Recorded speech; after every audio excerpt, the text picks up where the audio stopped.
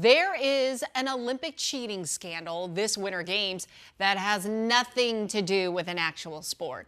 We're talking about Norway's biathlon star who won a bronze medal and then used his post-race interview to admit to cheating on his girlfriend.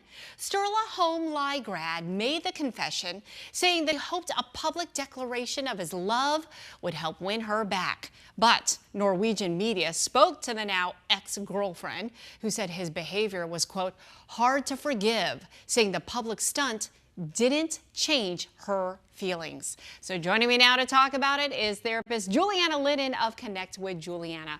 Why on earth would you use this venue, this arena, to say that? I know it, and you know what? This hits a universal nerve, doesn't it? Yes. And I tell you what, there's so much controversy about it because you've got a group of people that are saying, why would you use this venue, this global venue? But then you've got other people that feel really badly for him. And they're really feeling empathetic. And we're all like in this shock place waiting to see what happens. Yes, right? Exactly. Well, clearly she's not going to fall for it. Yeah. Okay, so I saw this quote from him and I have to read it to you because again, it's mind-blowing. He says, I'm not ready to give up. I hope that committing social suicide like this might show her how much I love her. I accept the consequences of what I've done. I regret it with all my heart. Maybe I'm dumb as a rock. I'm a member of Mensa, but I still do stupid stuff.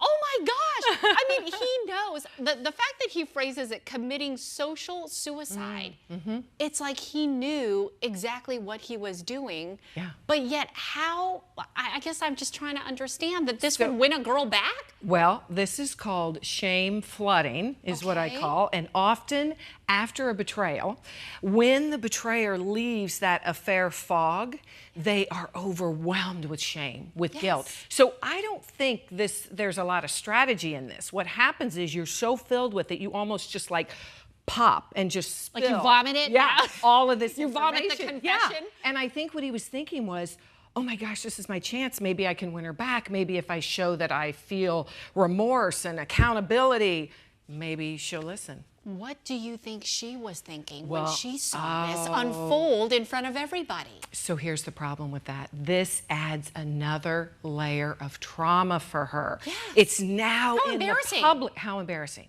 So she feels shame about it, humiliated, embarrassed. A lot of times people just shut down. They can't deal with this. And then she's got to deal with all the public comments. Wow. All the reporters Oh my gosh. wanting a statement. So how do you even, accept accountability and really recover from something like this? It's very hard. And here's the thing. The betrayer in these situations with infidelity has to show that they are remorseful, transparent, committed in order to begin the repair process. So what he's doing, even though it's not the right venue, he's putting it out there and showing that he wants to try to get there. But how do you build back that trust? I guess I wonder because, there's so much second guessing when you say, oh yeah, I'm going to go to the gym. Are you really? That's right.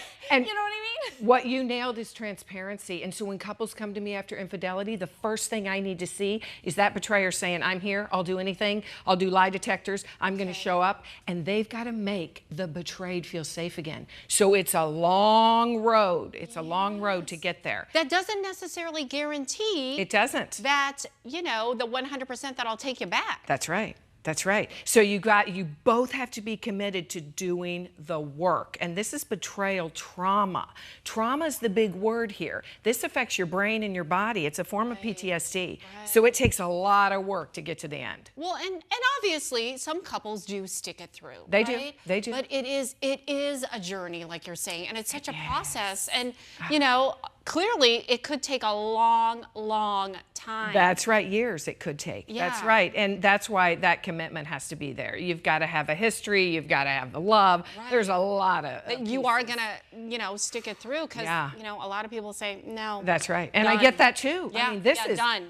This is painful. Right. And she may just be like, I'm out. Yeah. I mean, don't want to deal with it. Right. Who's prepared for that shock? Right. Public, once it's public, it's right. I mean, it's all the way there. And all the scrutinizing. You can't erase it. And like, yeah, I mean, it's just, it's humiliating. Yeah, it really is. It really is. Oh, yeah. gosh. Whew. But bottom line, if you both commit to it, you can repair. You can. You can. All right. You can change. Juliana, thank you so much.